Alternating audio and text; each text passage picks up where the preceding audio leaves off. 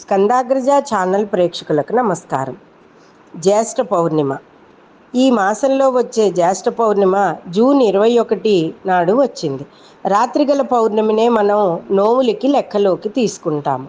మరునాడు ఉదయం 6:33 వరకే ఉంది. కాబట్టి వట సావిత్రి వ్రతం కానీ, 33 పౌర్ణముల నోము కానీ, ఇతరత్రా పున్నమి నోములు ఎవరికైనా ఉన్నవారు కానీ, లేదా లలితా సహస్రనామ పారాయణం, వారాహి పూజలు చేసుకునేవారు కానీ 21 రాత్రిని మాత్రమే పూజించాలి. ఈ రోజుని మాత్రమే మనం ఆచరించాలి.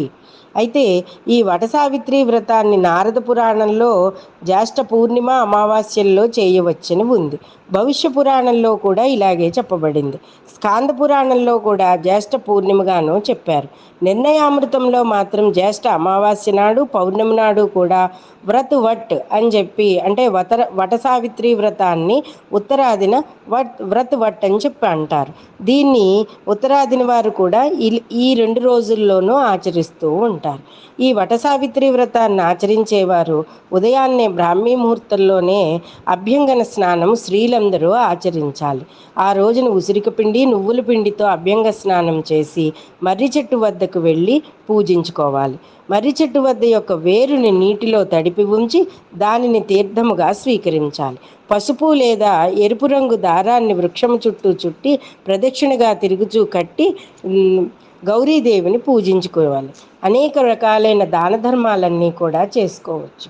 అంతేకాకుండా ఈ రోజున ఆచరించే సావిత్రి సత్యవంతుల కథ చెప్పుకుని ఈ వట సావిత్రి వ్రతాన్ని ఎవరైతే ఆచరిస్తారో స్త్రీలందరికీ కూడా సకల సౌభాగ్యాలతో ఉంటారని చెప్పబడింది మనకి. అంతేకాకుండా అర్ధనారీశ్వర వ్రతం అని కూడా ఈ మాసంలో చేస్తారు. ఈ రోజును కూడా భార్యాభర్తల మధ్య గొడవలు రాకుండా ఉండడానికి ఈ వట సావిత్రి వ్రతాన్ని కానీ, అర్ధనారీశ్వర వ్రతాన్ని కానీ చేసుకుంటారు. ఎక్కువగా ఇది ఉత్తరాది వారు ఆచరించే వ్రతముగానే చెప్పబడింది. మన సౌత్ ఇండియాలో అలాగే తెలుగు రాష్ట్రాల్లో చాలా తక్కువ మంది వట సావిత్రి వ్రతాన్ని ఆచరిస్తారు. అయితే ఈ వ్రతాలన్నీ కూడా మనకి పౌర్ణమి నాడు చెప్పబడినవి కూడా చాలా శక్తివంతమైన రోజులు కాబట్టి పౌర్ణమి అమావాస్యల్లో చేసే పూజలన్నీ కూడా అమ్మవారి అనుగ్రహం సత్వరమే లభిస్తుందని మాత్రం చెప్పబడుతోంది. ఈ రోజున చేసే పూజ, దానం, ధర్మం అన్నీ కూడా భగవదానుగ్రహానికి అతి చేరువుగా ఉండి మనకి భగవంతుడు సదా అనుగ్రహించేటట్టుగానే ఉంటాయి.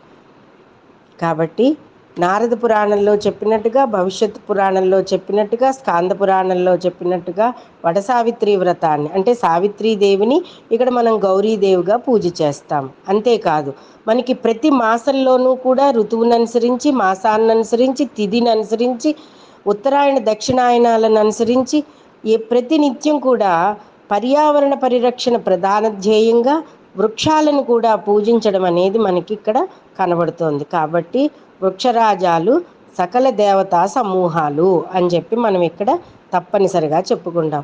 ప్రకృతిని లక్ష్మి, దుర్గా, రాధ, సావిత్రి, గాయత్రిగా మనం కొలుచుకుంటాం. సరస్వతీదేవిగా కూడా చెప్పబడుతుంది. కాబట్టి ఈ మర్రి చెట్టు యొక్క ఊడలను తీసుకొచ్చి, కొమ్మను తీసుకువచ్చి మనం ఈ మాసంలో ఒక్కసారైనా త్రినాద వ్రతాన్ని కూడా చేసుకున్నట్లయితే కూడా భగవదానుగ్రహం మనకి సత్వరమే లభిస్తుంది. స్వస్తి.